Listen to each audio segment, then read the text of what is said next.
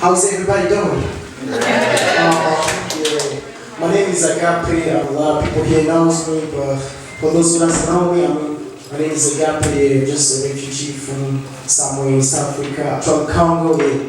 I've been here for just like a year and a half. And as you say, being honest, America wouldn't be the same without you guys. You did a lot to us, we appreciate a lot, So yeah, tonight I'm gonna talk about my story of being a refugee. When it comes to me being a refugee, I think that's just something that happened once in a lifetime, and you're not always gonna be a refugee. Because I believe in saying that once a refugee is not always a refugee.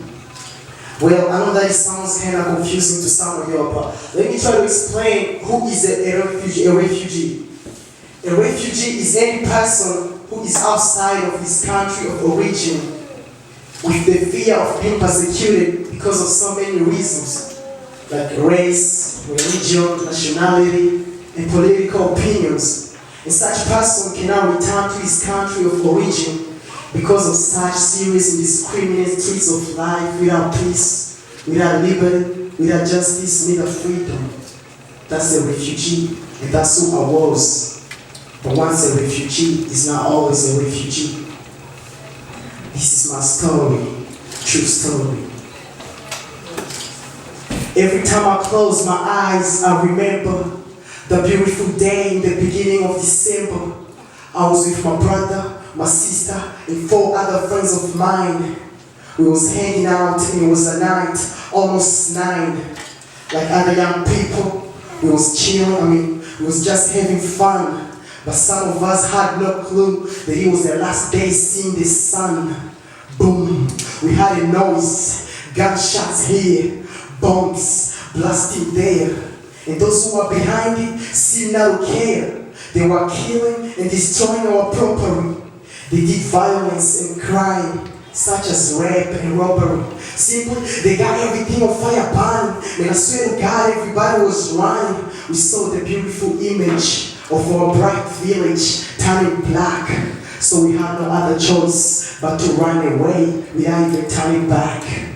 On our way out, my sister got shot in her left hand. Matter of fact, 2 of my friends were shot to death. Oh, rest in peace, homies. I hope your soul went straight to heaven. And I can't believe all that happened quick. Remember I told you that it started at 9, then it was 11. That's only 2 hours, but almost 2,000 dead bodies were laying down.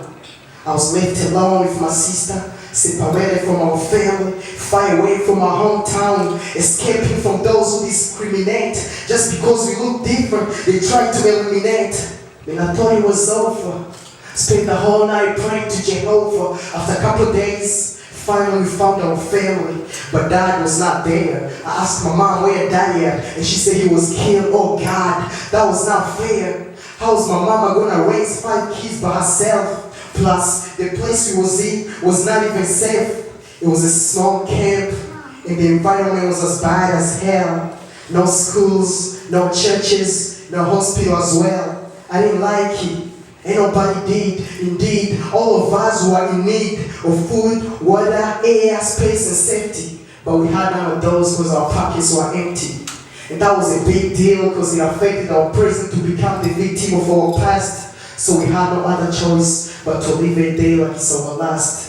See, I was full of so many dreams, but I never had a chance to chase any. The only choice I ever had was to choose a new place to face among many countries of the world map, but only America was what's up. The next morning, when I opened my eyes, that's when I realized that I was flying over Atlantic Ocean like a free eagle, with no visa, no passport, no green card. Man, I thought I was illegal. I remember the pilot looking at me and he felt sorry. And he was like, son, don't worry, because once you get in America, hakuna matata. But I doubt it, because I never believed that my family could make it without my papa.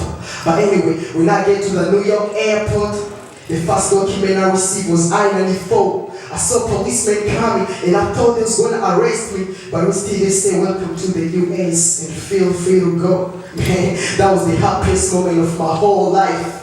Get my backpack on my back and step outside and see what rich people call life. To be honest, Everything to me seems so strange. But on the other side, that was a big and a better change. See now, my family tight. I already got some new friends and they all cool. I got a job making some paper, and every morning I drive to school. But still, every night I do step outside and stand still in my lobby, remembering how tough was my life way back in Nairobi. Which means I ain't forget who I am, or the people I left behind. Them sad songs, them sad memories, they can't get out of my mind. Way back in Africa, soldiers try to kill me. But right now in America, soldiers out here trying to protect me.